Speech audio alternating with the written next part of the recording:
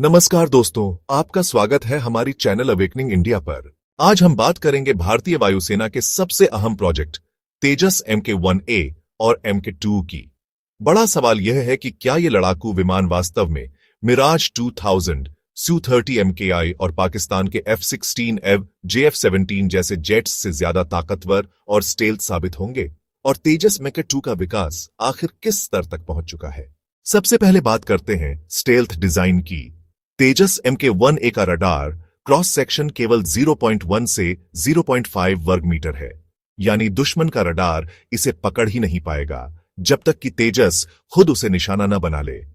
तुलना करें तो मिराज 2000 का RCS लगभग 1 से 2 वर्ग मीटर है, Su-30 MKI का 10 से 20 वर्ग मीटर तक पहुंच जाता है, और पाकिस्तान का JF-17 ब्लॉक 2 तो और भी आसानी से रडार पर दिख जाता है। ऐसे में तेजस Mk-1A की स्टेल्थ क्षमता इसे अदृश्य योद्धा बना देती है।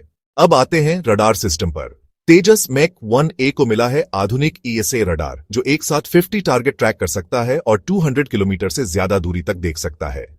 शुरुआती तेजस में इजराइल का ELM-2052 ESA होगा और आगे चलकर स्वदेशी उत्तम ESA रडार लगाया जाएगा। पाकिस्तान का JF-17 ब्लॉक 3 भी ESA रडार से लैस है, लेकिन टेक्नोलॉजी और परफॉर्मेंस के मामले में तेजस के ESA रडार ज्यादा भरोसेमंद और उन्नत माने जा रहे हैं। हथियारों में तेजस Mk-1A का ट्रम्प कार्ड है। अस्त्र Mk-2 मिसाइल, इसकी रेंज 160 किलोमीटर से भी ज्यादा है और यह मैच 4.5 की रफ्तार से उड़ती है। तुलना करें तो मिराज 2000 की माइसी मिसाइल 80-100 किलोमीटर तक ही कारगर है। Su-30 MKI की R-77 लगभग 110-150 किलोमीटर तक असरदार है, और पाकिस्तान का AIM-120 AIM-RAM भी 100-120 किलोमीटर से ज्यादा नहीं जाता। साफ है कि तेजस Mk-1A आसमान में पहले दुश्मन को देखेगा और फिर दूरी से ही उसे गिरा देगा। तेजस Mk-1A का एक और बड़ा फायदा है इसका यूनिफाइड इलेक्ट्रॉनिक वॉरफेयर सिस्टम। यह दुश्मन के रडार, मिसाइल गाइडेंस और जामिंग को पहचानकर उसे काउंटर कर देता है। पाकिस्तान के F-16 और JF-17 में ऐसी क्षमताएं सीमित हैं, जबकि तेजस का सिस्टम ज्यादा आधुनिक और भरोसेमंद है। तेजस Mk-1A की सबसे खासियत है इसका छोटा लेकिन घातक आकार, हल्का वजन, composite airframe, high power engine और आधुनिक हथियार।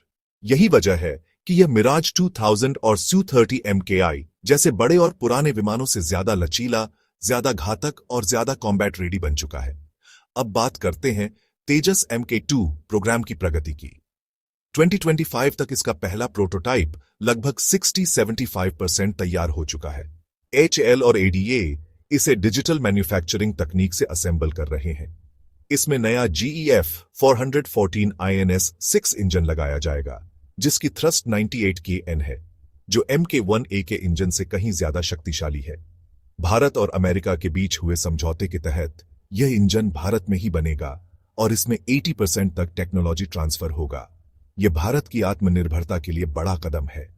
तेजस Mk-2 का सिम्युलेटर पहले ही तैयार हो चुका है, जिसमें बड़ा touch screen, side stick control और कम स्विच वाला कॉकपिट शामिल है।